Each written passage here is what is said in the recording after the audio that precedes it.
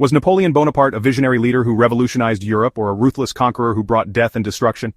His name echoes through history, admired by some, hated by others.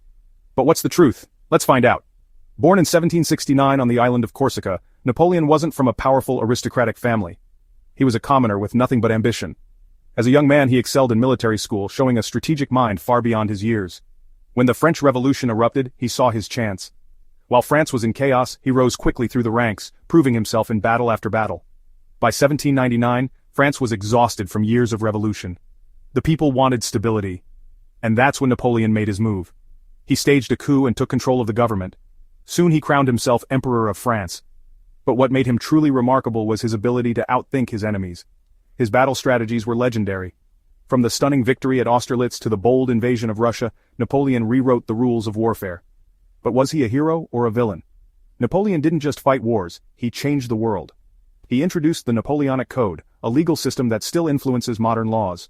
He reformed education, built roads, and promoted people based on talent rather than birthright. He brought order and efficiency to France.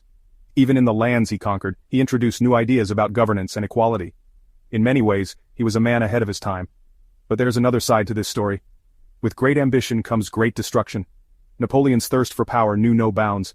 He launched war after war, dragging all of Europe into conflict. The Napoleonic Wars led to the deaths of millions. Entire cities were burned, soldiers frozen in the Russian winter, and families torn apart.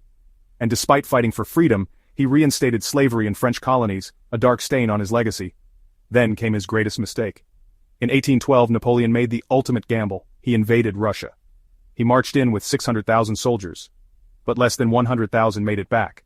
The brutal winter, supply shortages, and fierce Russian resistance led to one of the greatest military disasters in history. After that his empire crumbled.